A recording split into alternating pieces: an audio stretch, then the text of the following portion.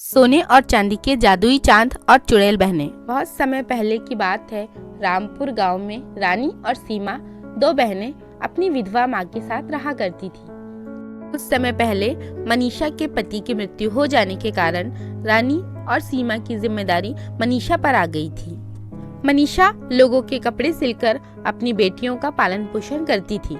मनीषा की बड़ी बेटी रानी बहुत ही होशियार और समझदार थी और वही छोटी बेटी सीमा पढ़ाई लिखाई में भी अच्छी नहीं थी और अपनी माँ से पैसे लेकर दोस्तों के साथ उड़ाया करती थी।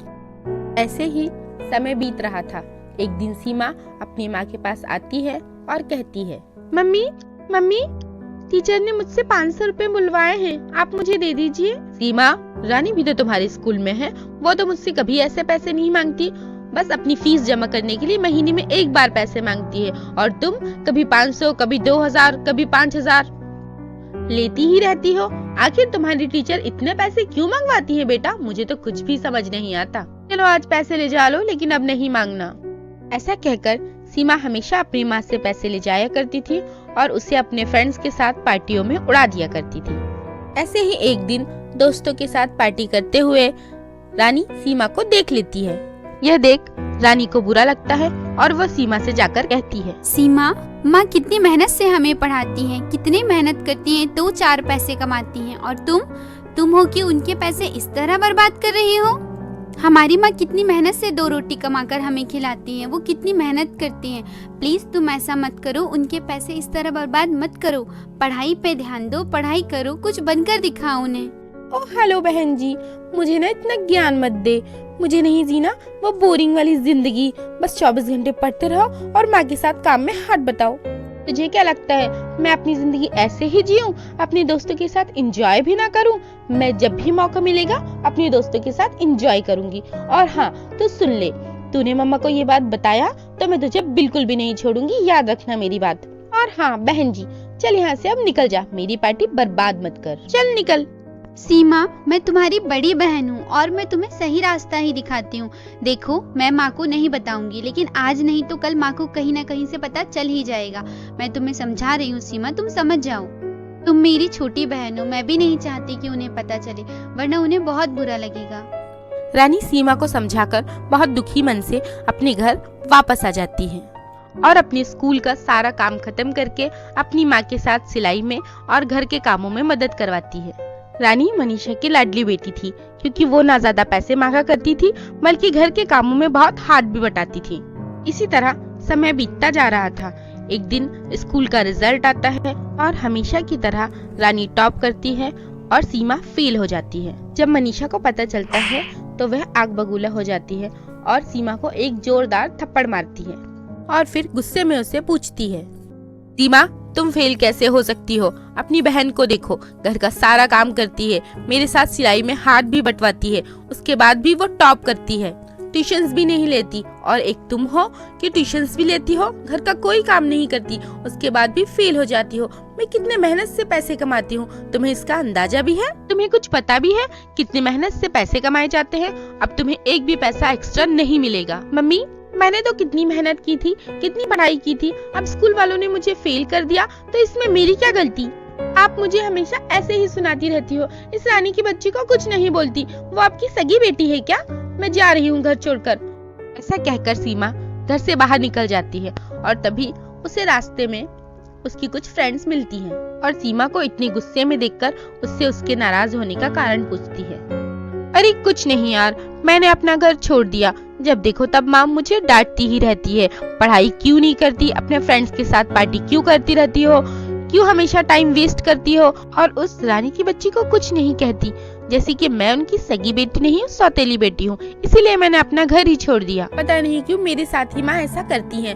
अरे सीमा, तुम कितनी बेवकूफ हो और तुम ऐसा क्यों कर रहे हो? अगर तुम्हें रानी से प्रॉब्लम है तो तुम रानी को घर से बाहर निकालो, तुम बाहर क्यों जा रही हो?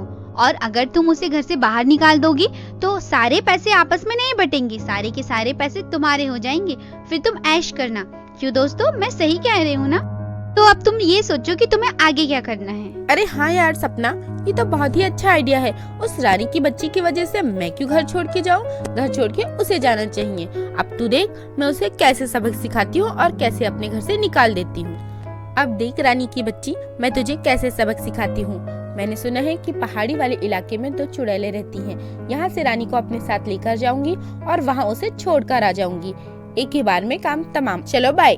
और इस तरह सीमा घर वापस आ जाती है और रानी से कहती है, रानी दीदी मुझे माफ कर दो, तुम बड़ी हो, तुम मुझे जो समझाया करती थी वो बिल्कुल सही था। मुझे तुम्हें और माँ को ऐसे परेशान नहीं करना चाहिए। मैं बहुत बुरी हूँ, मैंने तुम लोगों के साथ बहुत गलत किया, लेकिन अब मैं सुधरना चाहती हूँ, तुम्हारे जैसा अच्छा बनना चाहती हूँ। दीदी क्या आप मुझे अपने जैसा अच्छा बना दोगी दीदी? फिर हम दोनों मिलकर माँ की उनके काम में मदद करवाएंगे दीदी। मैं आपकी हेल्प और माँ दोनों की हेल्प। बोलो ना दीदी, आपने मुझे माफ कर दिया ना? हाँ हाँ सीमा, तुम मेरी छोटी बहन हो और सुबह का भूला अगर शाम को घर आ जाए तो उसे भूला नहीं कहते। तुम्हें अपनी गलती का एहसास हो गया और तुम अपनी गलती सुधारना चाहती हो, तो मैं तुम्हारी मदद क्यों नहीं करूँगी भला। हम दोनों मिलकर माँ के साथ बहुत अच्छे से रहेंगे और हम दोनों मिलकर उनकी बहुत मदद करेंगे। चलो अब तुम कुछ खा लो। नहीं नहीं दीदी, मुझे घर का खाना नहीं खाना। मेरी फ्रेंड है ना सपना, उसके भाई की आज एंगेजमेंट है और उसने मुझे इनवाइट किया है, तो हम दोनों वहाँ चलते हैं। आप मेरे साथ चलोगी ना दीदी? दीदी आपने मुझे माफ कर दिया ना, तो फिर चलो मेरे साथ। रानी सीमा के साथ जाने के लिए तैयार हो जाती है।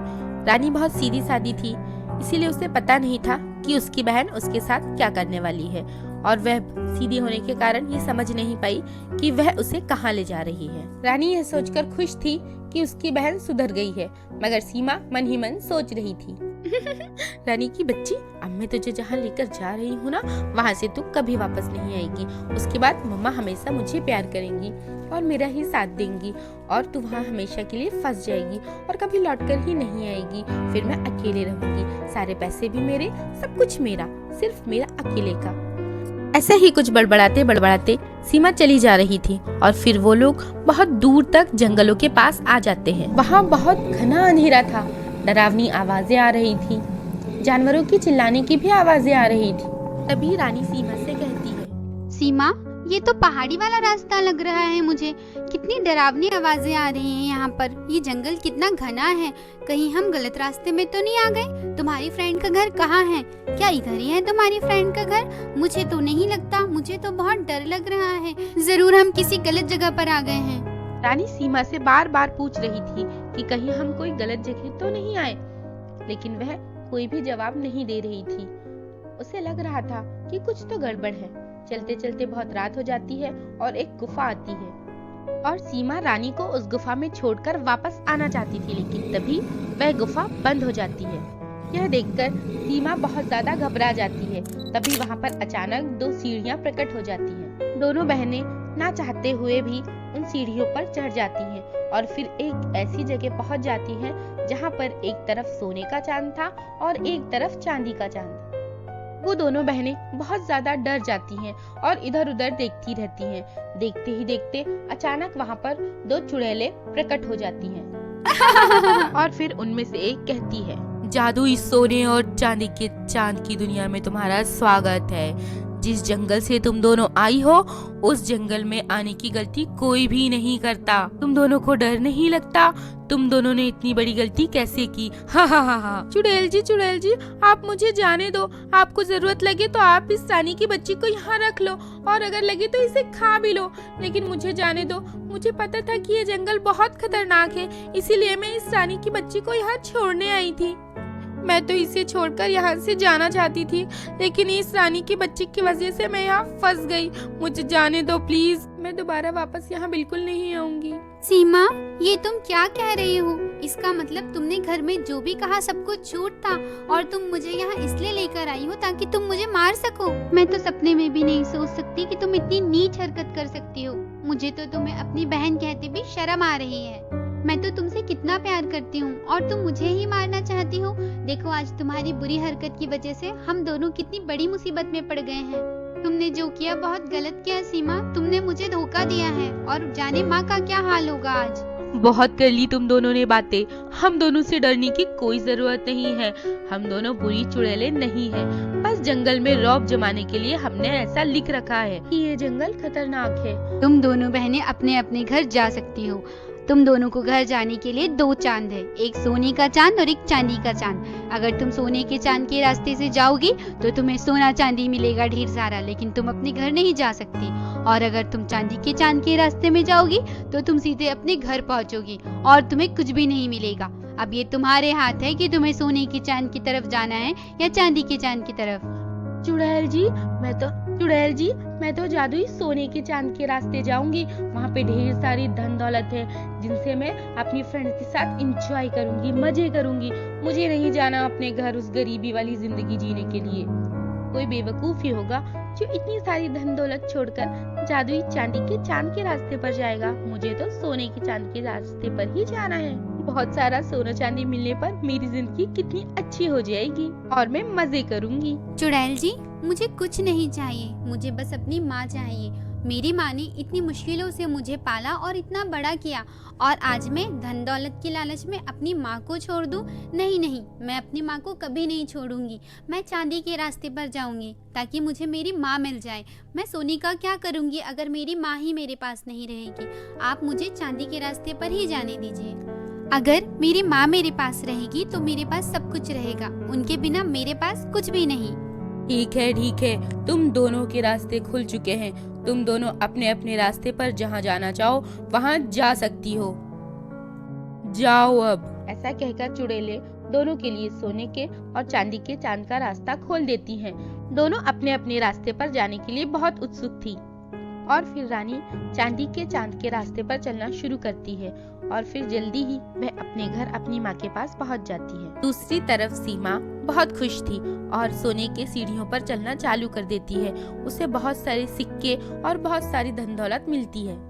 सीमा जितनी आगे जाती जा रही थी उतनी ही खुश होते जा रही थी, क्योंकि धन दौलत की चमक उसे और आगे लेती जा रही थी। जगह जगह पर सोने चांदी के सिक्के, हीरे जवाहरात पड़े हुए थे। वह जितना ज्यादा जा रही थी उतना खुश हो रही थी। यह सब देखकर सीमा बोलती है, अरे वाह, यहाँ तो कितने सारे पैसे ही पैसे हैं। मैं कितनी खुश नसीब हूँ। अब मैं ये सारी धन दौलत अपने फ्रेंड्स के साथ पार्टी करने में उड़ाऊंगी, बहुत खुश रहूंगी। और उधर मेरी बेवकूफ बहन, उसने जादुई चांदी के चांद का रास्ता चुना। वो तो सीधे घर चली जाएगी और गरीबों वाली जिंदगी जिएगी। मैं तो अकेले मजे करूंगी, मजे। सीमा ऐसे सोचते सोचते चलती ही जा रही थी। चलते चलते वो बहुत ऊपर पहुंचती जाती है। जैसे जैसे वह जा रही थी वैसे वैसे वह खुश होती जा रही थी। और फिर वह एक काली गुफा में पहुंच जाती है जहां पर चारों तरफ कोई भी नहीं होता और सीढ़ियों के साथ साथ सभी सोने के सिक्के और हीरे जवाहरात गायब हो जाते हैं। सीमा वहां से निकलने की बहुत कोशिश करती है, मगर वह वहां फंस जाती है और कहीं नहीं जा पाती। तभी उसे एक आवाज आती है। कहते हैं कि जो दूसरों के लिए गड्ढा खोदता है वह खुद अपने गड्ढे में गिर जाता है। तुम तुम्हारी बहन को मारना चाहती थी और देखो आज तुम कहाँ आकर फंस गई हो। तुम्हें यहाँ से निकलने का एक मौका मिल रहा था, लेकिन तुमने वो भी गवा दिया धन और दौलत की लालच में आकर। तुमसे अच्छी तो तुम्हारी बहन है। उसने सोने चांदी का लालच नहीं किया, बल्कि उसने अपनी माँ की ममता का लालच किया और वो अपनी माँ के पास चली गई और वो यहाँ से बच के निकल गई और तुम यहाँ फंस गई और शायद अब हमेशा तुम यही फंसी रह जाओगी। सीमा बहुत रोई, बहुत मिन्नतें की, लेकिन वह उस काली गुफा से नहीं निकल पाई। तो दोस्तों बताइए कैसी लगी आपको आज की हमारी कहानी। अगर आपको हमारी कहानी पसंद आई है तो कमेंट में बताइए और हाँ, लाइक, शेयर और सब्सक्राइब करना ना भूलें। Thank you, bye bye.